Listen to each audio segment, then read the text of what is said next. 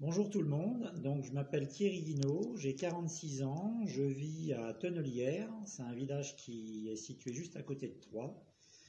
Et je venais ici à la demande de Cyril, qui est le fondateur du site SOS Papa sur la plateforme YouTube, afin que je délivre mon témoignage contre la dureté d'être séparé de ses enfants.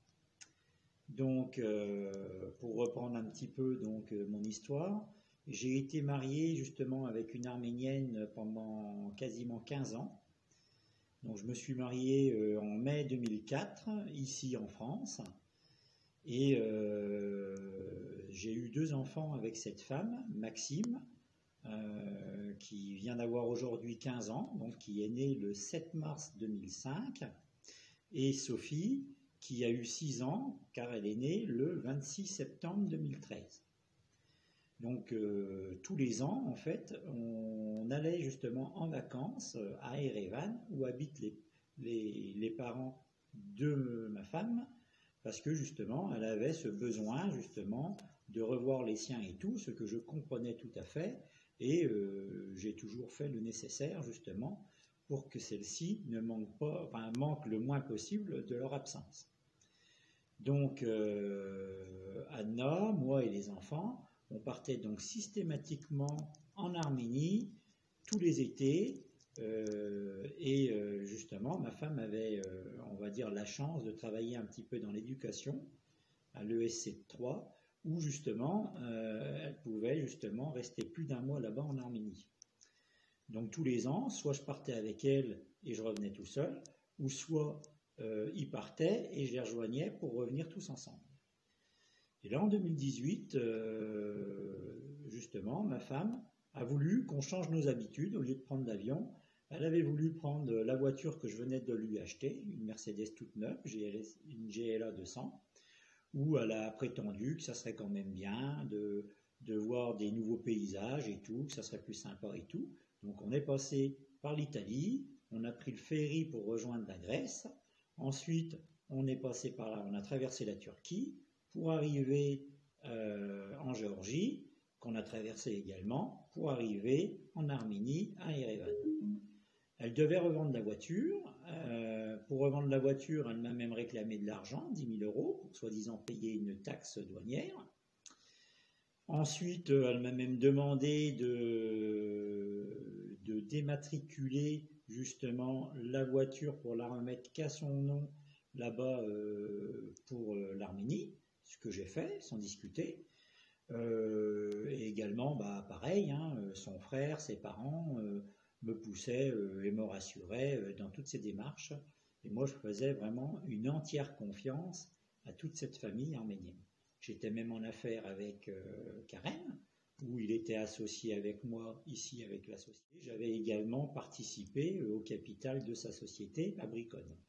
Celui-ci d'ailleurs m'avait demandé une très grosse somme d'argent de 150 000 euros en avril 2018, 2 mois avant. Et depuis que Anna m'a annoncé le 16 septembre 2018 qu'elle ne revenait plus, j'ai plus du tout eu de contact avec tous les membres de la famille, idem elle compris, et idem pour les enfants. J'ai eu 2 fois, on va dire, les enfants très brièvement, 2 secondes, où on sentait qu'ils étaient vraiment sous surveillance. Et justement, au mois de novembre 2018, je m'en souviendrai toute ma vie, j'ai Sophie qui pleurait, qui demandait à ce que je revienne la chercher. Donc c'est à partir de là justement que j'ai fait toutes mes démarches judiciaires. Dans le cadre de la Convention de La Haye, j'ai pris 2 avocats et j'ai obtenu la garde dans un premier temps.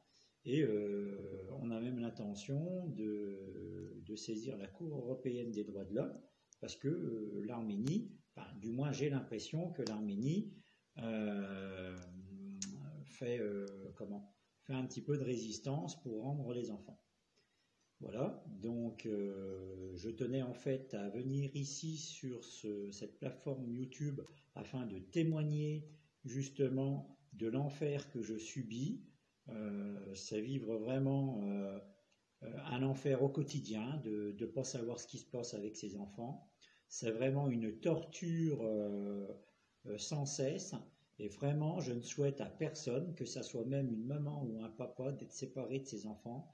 Et je trouve vraiment ignoble et inhumain d'exercer ce genre de choses pour effacer, on va dire, l'autre parent aux yeux des enfants.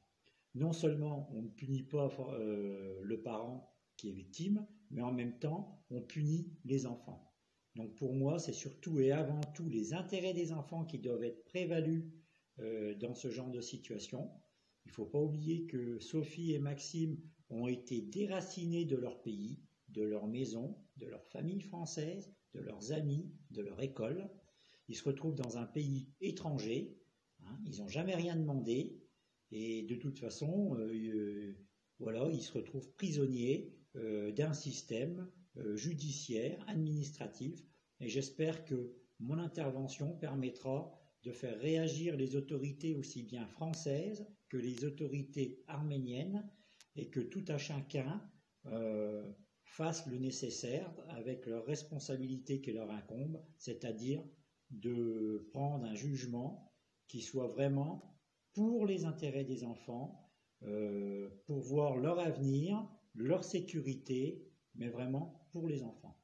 Eh bien, écoutez, je vous remercie de m'avoir écouté. J'espère aussi que mon témoignage servira à d'autres parents qui sont victimes comme moi de se faire enlever leurs enfants. Et j'espère que ça fera avancer également la jurisprudence en la matière, la justice, et puis les codes de justice, justement, pour vraiment sanctionner le parent qui se rend victime d'un enlèvement. Voilà. Et bien, écoutez, merci encore à tous de m'avoir écouté. Et